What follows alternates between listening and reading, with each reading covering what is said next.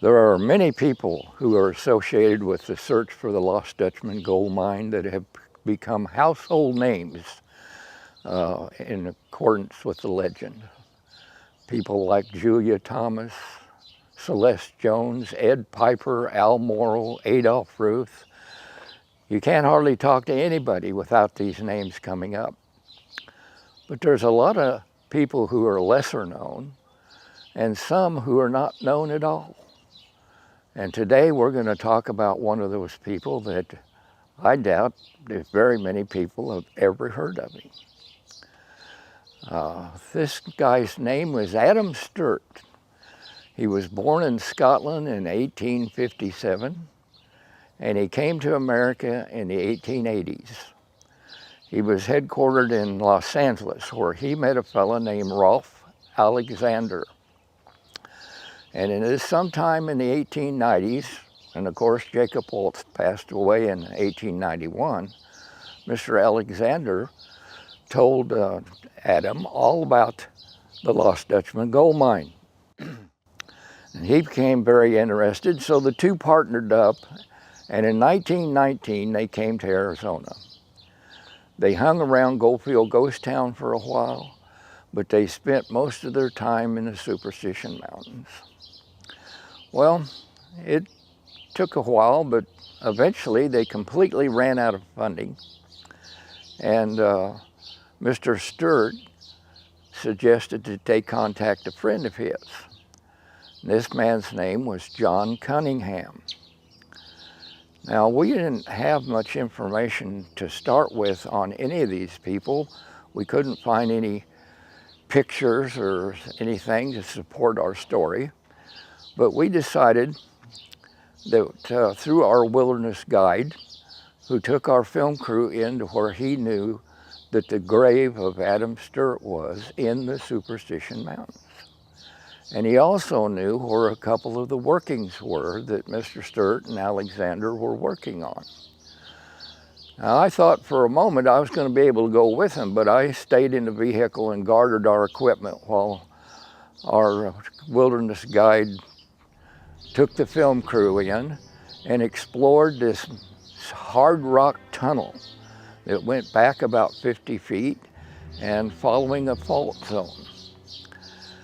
Well, I wished I could have actually been there, and this is almost the end of our story except for one thing. Later that evening when we were home, our wilderness guide sent me a text that he had found online that there was a booklet available through the museum, the Superstition Mountain Museum, that somebody had found in Mr. Stewart's cabin after Mr. Stewart had passed away in 1934. And I knew about these books. We had published a lot of manuscripts that had been donated to the museum and put them in little booklet forms and sold them inexpensively for, you know, $3 or $5 or whatever.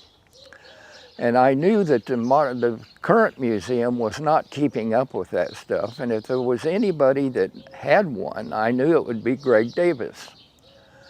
Now, Greg was one of the first people to jump on board with the museum after Tom and I got the paperwork going. And he became a board member and with the title of the Director of Acquisitions. And he's still on the board, and he's still the Director of Acquisitions. Greg has a tremendous library from all sorts of sources. A great deal of it belongs to him. He also harbors the items that were donated to the museum. So we contacted him and made an appointment and went down and sat down, and he had everything to do with these people, because the person that found the documents in the cabin after Mr. Stewart died was none other than his uncle, Mr. Weber, Art Weber. So Greg opened up his library to us. It is a massive library. And he had a folder on each one of these gentlemen. And we managed to get the pictures of Mr. Cunningham and his son. And who Mr. Cunningham, it turns out, went to school with Mr. Stewart in Scotland. They were close friends. In fact, they dated the same girl. Both of them were in love with this girl, and she didn't want to break the heart of either one of them, so the story goes that she married somebody else. Well, anyway, the most amazing thing is that Greg had a 16 millimeter film that Tom Collenborn had shared with him that he showed us. And but anyway, sometime in the 1930s, probably mid-30s, Mr. Cunningham and his son and another fella had come out to investigate all the money that he'd put into this project. Well, it turned out, much to my surprise and everybody else's except maybe Greg, this was quite an operation. It was a miniature gold field right out there in the southeast end of the Superstition Mountains. And we're going to share some of this video with you, and you can see the handlebarred mustache of Mr. Stewart and this gigantic fellow that was his partner, Mr. Cunningham. Well, this mine that Mr. Stewart had dug with Mr. Alexander was a completely hard rock mine. It couldn't have been anything but tough digging. And to go back in this solid rock for 50 feet, following this, you can see clearly on one side the fault zone, which is perfectly smooth as it pushed up. And there was quartz all over the place in there.